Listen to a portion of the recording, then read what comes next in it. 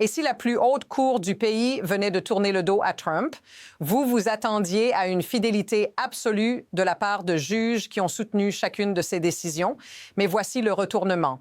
La Cour suprême des États-Unis pourrait bien avoir lancé un choc qui se retournera contre l'homme même qui a poussé le système à ses limites. Tout semblait se dérouler comme prévu jusqu'à ce que ça ne le soit plus. Dans un moment crucial, des juges ont commencé à se poser des questions si leur décision n'allait pas ouvrir une boîte de Pandore. Que se passe-t-il lorsque le pouvoir de licencier quelqu'un sans aucune preuve de faute devient un jeu politique? Cette décision pourrait bien changer à jamais la façon dont les présidents exercent leur pouvoir. Restez avec moi pour comprendre pourquoi ce moment est crucial pour Trump, la Réserve fédérale et potentiellement toutes les présidences futures. Mais voilà le vrai problème. Cette décision n'est pas un cas isolé. Ce qui se joue ici pourrait poser des bases pour un précédent dangereux, pas seulement pour Trump, mais pour chaque président futur. Imaginez un instant, un président décide d'écarter des dirigeants de la Réserve fédérale simplement parce qu'ils ne partagent pas ses vues. Vous vous demandez, est-ce vraiment ce que nous voulons? La question ici est simple mais cruciale.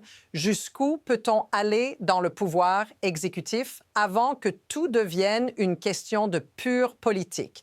C'est là que ça devient vraiment tendu, parce que ce n'est pas juste une question de Trump, c'est une question de ce qui pourrait arriver après lui. Et c'est exactement là où le système se trouve dans une impasse. On n'est plus à parler de justice ou de droit constitutionnel, mais de ce que chaque président pourrait faire avec cette nouvelle porte ouverte. Et pourtant, voici la première preuve frappante. Au cœur de l'argumentation, la Cour suprême a mis en lumière une contradiction essentielle. Alors que Trump et ses partisans insistent sur un pouvoir exécutif sans limite, les juges eux-mêmes commencent à se poser des questions. Justice Kavanaugh, un fervent défenseur de l'agenda de Trump, a ouvertement averti. Que se passera-t-il si un président démocrate utilise ce même pouvoir pour renvoyer les membres de la Réserve fédérale simplement sur des divergences d'opinion? Cette prise de conscience soudaine a déstabilisé l'ensemble du procès. C'est ce qui manque ici. Cette décision ne va pas seulement affecter Trump, elle ouvre la porte à un système où le pouvoir exécutif peut tout balayer sur son passage. Mais ce que personne n'a vraiment dit à haute voix, c'est qu'en fin de compte, la véritable question n'est pas ce que Trump fait maintenant, c'est ce que le prochain président pourrait en faire. La situation ne fait que s'intensifier. Ce qui semblait être une manœuvre politique isolée devient un problème systémique. Prenez un instant pour réfléchir. Dans l'histoire des États-Unis, on n'a jamais vu un président aussi prêt à exploiter le système à son avantage de cette manière. Nous avons vu des précédents, bien sûr. Mais ce qui se passe ici est d'une ampleur différente. C'est comme un domino prêt à tomber. Si cette décision passe, elle pourrait ouvrir une porte que personne ne pourra refermer. Imaginez les conséquences pour l'économie mondiale si un président décide, sur un coup de tête, d'éradiquer toute indépendance des institutions financières majeures comme la Réserve fédérale. Ce n'est pas de la théorie, c'est un risque très réel. Le système judiciaire est censé servir de frein aux excès du pouvoir exécutif, mais là, il est sur le point de l'encourager. Et vous savez quoi? Ça pourrait bien devenir la norme. Mais voici la deuxième preuve, encore plus frappante. Alors que Trump essaie de justifier ses actions avec des arguments douteux, la Cour commence à réaliser l'ampleur de la situation. La contradiction est claire. D'un côté, on entend des discours sur la nécessité de garantir l'indépendance des institutions économiques majeures comme la Réserve fédérale. De l'autre, un président qui, sous prétexte de licencier pour cause, utilise des accusations vagues pour justifier des renvois sans preuve. Ce que Trump demande n'est rien de moins qu'une autorisation pour agir sans contrôle. Et ce n'est pas simplement un détail. Si cette décision passe, chaque président à venir pourra invoquer pour cause pour renvoyer qui il veut, quand il veut. Ce qu'on oublie de dire ici, c'est que cette décision n'affecte pas seulement Trump. Elle pourrait transformer la politique américaine en une machine à éliminer des opposants sous couvert de prétextes légaux. Si ça ne vous inquiète pas, ça devrait. La vitesse à laquelle les choses s'enchaînent est étourdissante. En un instant, tout le système semble se dégrader. Ce n'est pas juste une question de Trump ou de ses actions spécifiques. C'est un enchaînement de décisions qui, ensemble, dessinent un portrait inquiétant de l'avenir politique des États-Unis. Ce que l'on voit ici, ce n'est pas une simple bataille juridique, mais une véritable cascade de crises. D'abord, il y a cette tentative de renvoyer un membre crucial de la Réserve fédérale. Ensuite, on assiste à des débats sur l'ampleur de l'autorité présidentielle. Et enfin, on voit cette réalité effrayante. Que se passera-t-il si cette logique s'applique à d'autres institutions?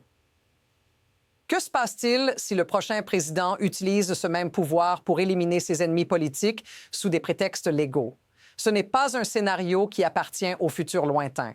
Cela pourrait très bien arriver demain. Si cette tendance continue, le contrôle du pouvoir exécutif pourrait devenir incontrôlable. Mais ce qui se passe réellement, c'est que tout cela a des conséquences pour les gens comme vous et moi. Ce n'est pas seulement un jeu pour les politiciens ou les juges. C'est une question de pouvoir. Et ce pouvoir, au bout du compte, affecte la vie des gens ordinaires.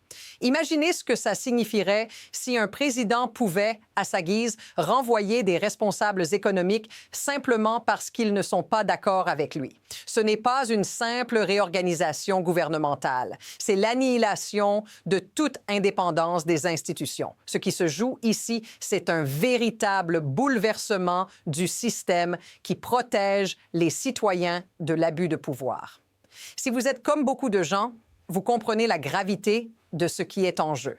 Ce n'est pas une théorie politique, c'est la réalité qui frappe à notre porte. Et si cela vous semble familier, dites-le dans les commentaires. Parce qu'en fin de compte, ce sont les gens qui souffrent lorsque ces jeux de pouvoir deviennent la norme. Mais allons au-delà de l'indignation. Ce qui permet à tout cela de se produire, c'est un système qui, paradoxalement, se nourrit de la peur, de l'incertitude et de l'incapacité à s'opposer à un président.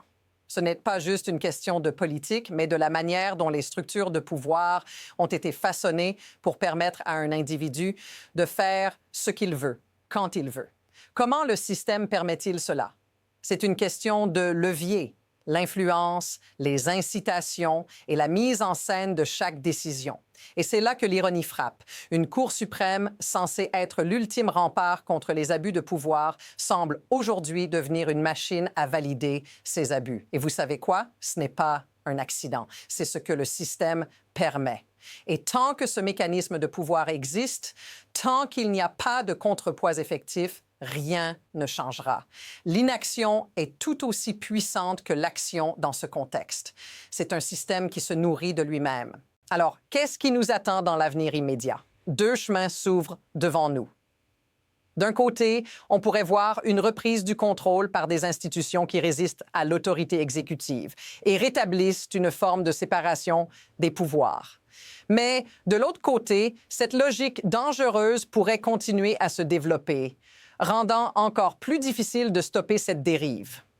Si un président peut utiliser ces techniques pour licencier qui il veut, il n'y a rien qui l'empêche de manipuler d'autres aspects du gouvernement à sa guise. Et la véritable question est, qui aura le courage de s'opposer à cela? Qui sera prêt à remettre en question un pouvoir exécutif qui semble sans fin? Ce n'est pas seulement une question de ce qui est légal, c'est une question de ce qui est moral, de ce qui est juste. Et le plus inquiétant dans tout cela, le fait que tout cela se joue à une vitesse où chaque mouvement devient crucial. Le prochain coup pourrait déjà être en préparation. Mais au final, ce qui se cache derrière cette bataille juridique n'est pas seulement une question de pouvoir immédiat. C'est une question fondamentale sur ce que nous sommes prêts à accepter comme société. Un président qui utilise des prétextes faibles pour licencier des responsables économiques n'est pas simplement un problème de gestion, c'est une menace directe à la démocratie et à l'indépendance des institutions. Et tout cela, bien sûr, pourrait sembler lointain, mais la vérité est que le véritable défi commence maintenant. Nous sommes à un tournant et les prochaines décisions seront peut-être les plus déterminantes de l'histoire moderne des États-Unis. Alors, qu'allons-nous faire? Nous laisserons-nous glisser lentement vers une nouvelle ère où le pouvoir d'un seul homme pourrait écraser tout ce que nous avons connu jusqu'à présent? Ou serons-nous assez forts pour remettre les choses en place avant qu'il ne soit trop tard? Abonnez-vous pour plus d'analyses sur ce qui pourrait bien être l'une des batailles juridiques les plus cruciales de notre époque.